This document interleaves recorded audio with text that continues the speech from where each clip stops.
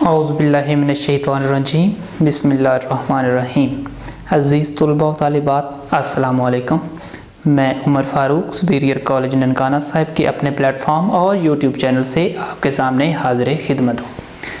अज़ीज़ तुलबा व तालिबात, आज हमने साल अव्वल की उर्दू का सवाल नंबर 3 जो कि बहुत ही अहम है, नंबरों के लिहाज से भी और तकनीकी लिहाज से भी, उस सवाल की तकनीक, लवाज़मात और अहम निकात पे आज हम बात करेंगे तफसील के साथ।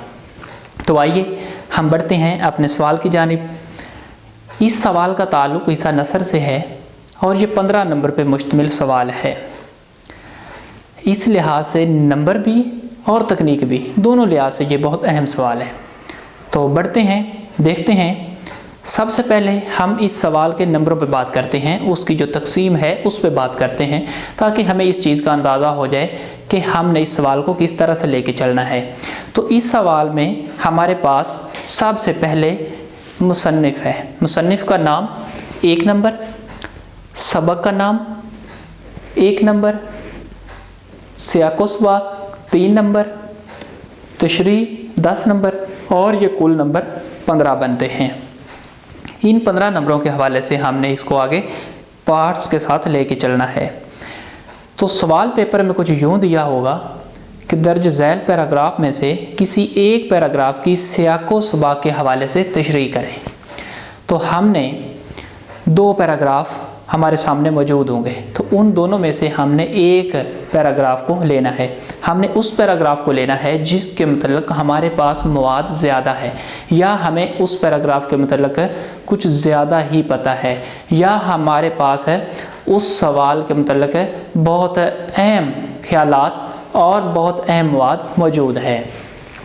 तो उन 2 पैराग्राफ अलिफ और बे में से हमने एक पैराग्राफ लेना है, और उसको हल करने का तरीका ये है कि सबसे पहले हम अपने पेज के ऊपर सबसे ऊपर लिखेंगे सवाल नंबर 3, क्योंकि ये हमारे बोर्ड की तरतीब के लिहाज से सवाल नंबर 3 ही बनता है। तो हम सवाल नंबर 3 लिखेंगे और उसके बाद हम जुज़ नंबर अलिफ या बे, मैंने अलिफ जुज़ लिया है तो आप इनमें से एक लेंगे। उसके बाद जो पैराग्राफ हमने लेना है उस पैराग्राफ के आगाज़ से चंद अल्फाज और उस पैराग्राफ के आखिर से चंद अल्फाज को हमने एक लाइन में लिख लेना है। जिस तरह से मैंने उस पैराग्राफ के चंद अल्फाज लिए, खुदा की मोहब्बत का है, दरमियान में मैंने ख़त की इलामत लगा दी है, और आखिरी अल्फाज इस पैराग्राफ के ये थे कि हदीस में बासूरत अल्फाज दर्ज हैं। तो इससे ये अंदाज़ा हो जाएगा कि हमने वो पैराग्राफ कौन सा लिया था और उस पैराग्राफ के अंदर है क्या और वो पैराग्राफ क्या है। पेपर चेक करने वाले को इसमें आसानी होगी, जब उससे आसानी होगी तो वो आपको खुश होकर नंबर दे सकता है। तो आगे बढ़ते हैं। दूसरी चीज़ हमारे पास है यहाँ पे हवाला मतन। हवाला मतन ये है कि हमने देखना है कि वो पैराग्राफ किस सबक से लिया गया है और उसके मुसन्निफ़ का क्या नाम है। 2 चीज़ें लिखनी है, मुसन्निफ़ का नाम और सबक का नाम। इन 2 चीज़ों के 2 नंबर हैं। मुसन्निफ़ का नाम 1 नंबर, सबक का नाम 1 नंबर। ये 2 नंबर हवाला मतन में हमारे पास बनते हैं। तो अज़ीज़ तुलबा व तालिबात, यहाँ पे एक बात काबिल गौर है। वो बात ये है कि यहाँ पे मैंने 2 चीज़ें और भी लिखी हुई हैं, जिसके अंदर मैंने माखज़ लिखा है और सिनफ़े अदब। तो ये 2 चीज़ें हैं। बज़ाहिर तो इन 2 चीज़ों के नंबर नहीं हैं, मगर ये 2 अहम चीज़ें हैं, हम इनको दर्ज कर सकते हैं और इन 2 चीज़ों को दर्ज करके हम ज़्यादा से ज़्यादा नंबर ले सकते हैं। और जब पेपर चेक होता है तो इस तरह की जो चीज़ें होती हैं, पेपर चेक करने वाला जब देखता है तो उसको इस चीज़ का अंदाज़ा हो जाता है कि इस बच्चे को इस सवाल के मुतल्लिक़, इस पैराग्राफ के मुतल्लिक़, इस सबक के मुतल्लिक़ बहुत और मुकम्मल तौर पे पता था।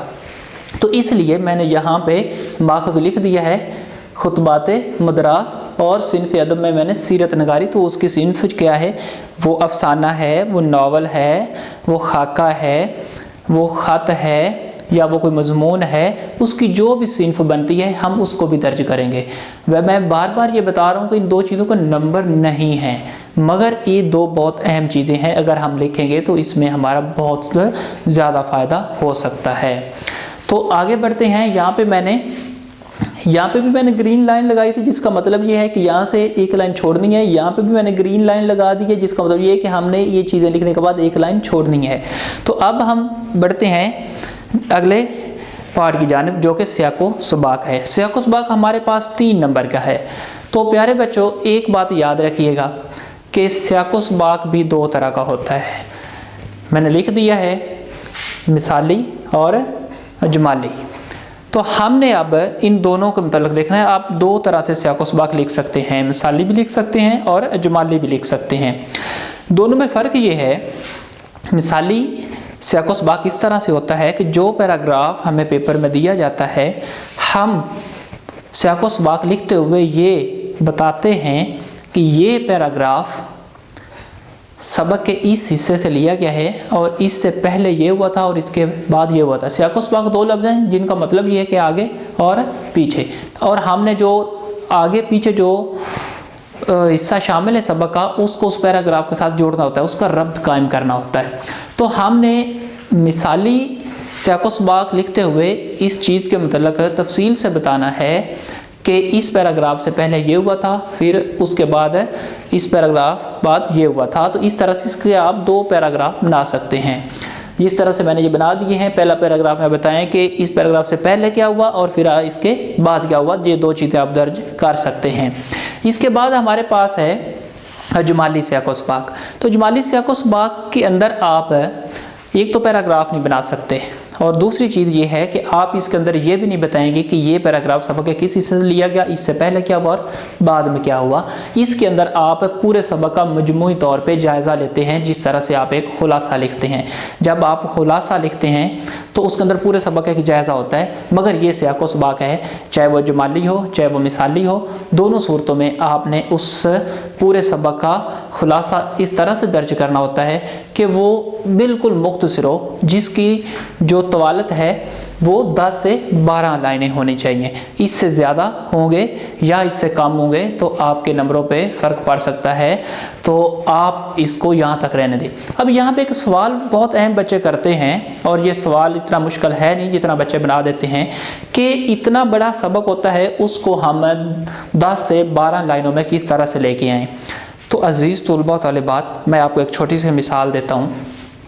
जब आप ड्रामा देखते हैं, ड्रामा देखते हुए आप जब एक एपिसोड नहीं देख पाते तो उससे जो आगे वाली एपिसोड आती है जब, तो आप उस एपिसोड को देखते हैं। तो उस एपिसोड के आगाज़ ही में पीछे वाली एपिसोड को रिकैप दिखाते हैं। तो रिकैप में आप देखते हैं कि पिछली जो एपिसोड थी उसके अहम वाक़यात आपके सामने मौजूद होते हैं। तो आपको अंदाज़ा हो जाता है कि पिछली जो एपिसोड थी उसमें क्या क्या हुआ था और कौन कौन से वाक़यात हुए थे। तो वो सिर्फ 1 या 2 मिनट्स के अंदर आपको पूरी एपिसोड दिखा देते हैं।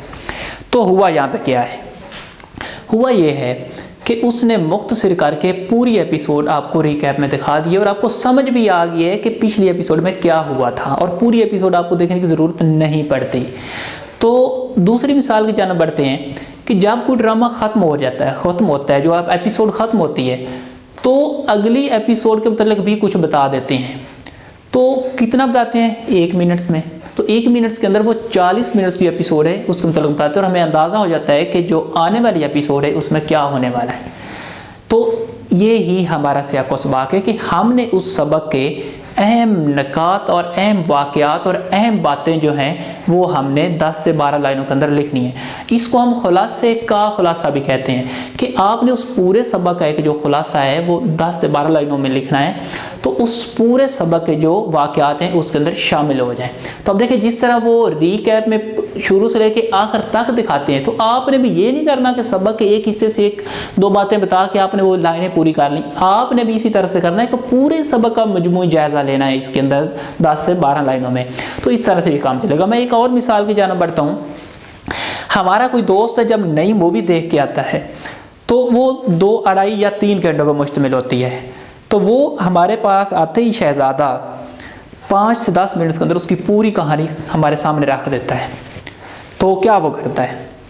वो हमें उस मूवी के अहम निकात उस मूवी की अहम बातें, उसके अहम जो किरदार है उनके मतलब बताता है और उसका जो मकसद है वो बता देता है। वो उसमें से मौसीकी नहीं हमें सुनाता, वो उसमें से डांस नहीं हमें करके दिखाता, वो उसकी लड़ाई झगड़े जो होते हैं वो नहीं दिखाता, मतलब वो गैर ज़रूरी जो चीज़ें होती हैं वो हमें नहीं बताता, अहम निकात बताता है। तो हमने भी जो वो सबक होगा उसके जो अहम निकात हैं उन पे बात करनी है और उनको हमने 10 से 12 लाइनों के अंदर लिखना है। तो अजीज़ तुलबा तालिबात आगे बढ़ते हैं। हमारे पास सबसे इस सवाल का अहम हिस्सा नंबरों के लिहाज से भी और तकनीकी लिहाज से भी वो ये है तशरीह। 10 नंबर हैं इसके। यहाँ पे एक बात याद रखनी है कि जब हम सियाक़-ओ-सबाक़ करते हैं तो उस वक्त हम पूरे सबक का जायज़ा लेते हैं, पूरे सबक की जानब जाते हैं, मगर जिस वक्त हमने तशरीह करनी है तो उस वक्त हमारा बाकी पूरे सबक के साथ कोई ताल्लुक़ नहीं है। हमने तशरीह करनी है उस पैराग्राफ की जो हमारे सामने मौजूद है। तो उस पैराग्राफ के अंदर जो अहम वाक़यात है या उस पैराग्राफ का मकसद क्या है, उस पैराग्राफ के अंदर बात क्या हुई है, उस पैराग्राफ का हमारे मुआशरे के साथ ताल्लुक़ क्या है, हमने इस चीज़ के ऊपर बात करते हुए उस पैराग्राफ की तशरीह करनी है।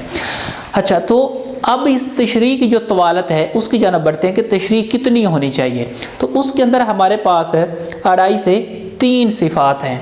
2.5 से 3 सिफ़ात के ऊपर आपने तशरीह करनी है।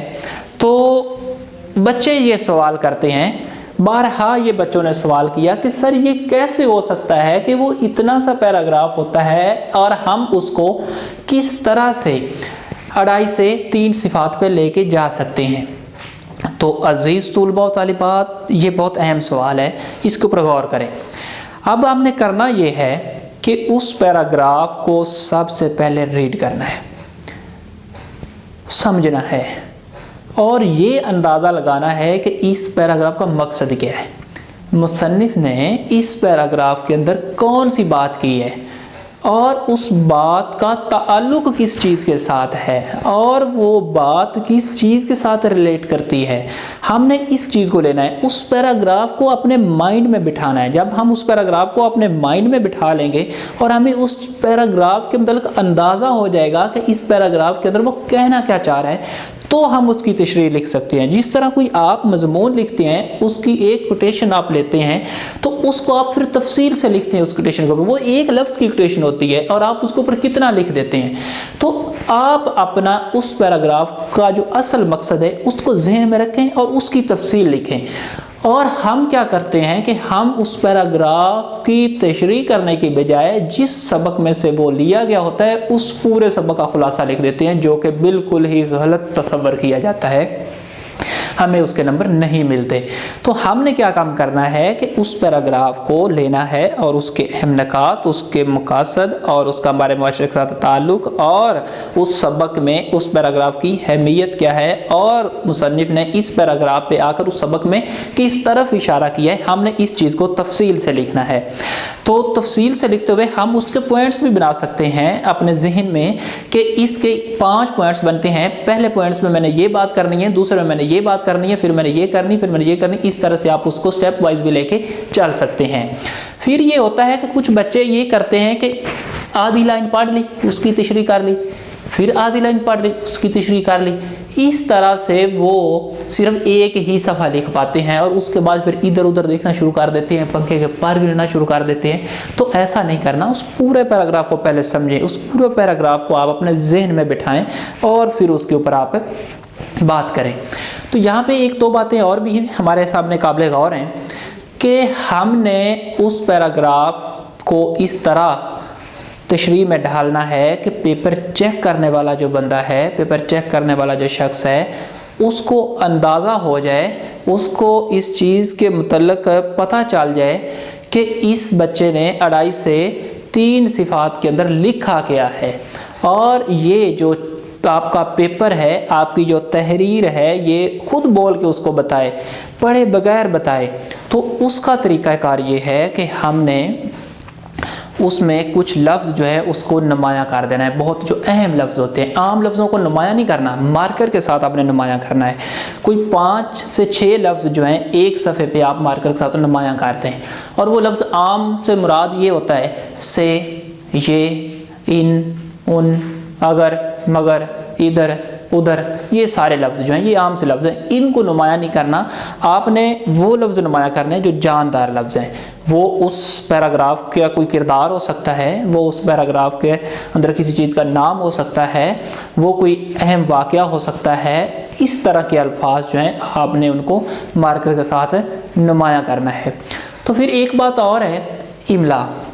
जब आप इमला में गलती करते हैं तो उस सूरत में, या आप कटिंग करते हैं, रेज करते हैं, तो उस सूरत में भी आपके नंबर कम होते हैं। तो आपने तशरीह करते हुए या सियाक़-ओ-सबाक़ लिखते हुए कहीं भी रेज नहीं करना, कटिंग नहीं करनी, और ना ही आपने कोई ऐसा लफ्ज़ लिखना है जिसका इमला दुरुस्त ना हो। तो इस तरह से हमने इस सवाल को लेकर चलना है, और मैं उम्मीद करता हूं कि आपने इस सवाल को अच्छे तरीके से समझ लिया होगा और उसके अहम नकात, उसकी तकनीक और उसके तमाम लवाज़मात को अच्छे से समझ लिया होगा। तो अगले लेक्चर में हम एक नमूना के तौर पे आपके सामने सियाक़-ओ-सबाक़ लेके आएंगे और आपको एक वीडियो में दिखाएंगे कि सियाक़-ओ-सबाक़ को आपने किस तरह से लेके चलना है, उसकी तवालत, और वो एक पूरा सवाल हल करके हम आपको दिखाएंगे। आज के लिए इतना ही, इजाज़त दीजिए। खुदा हाफिज़।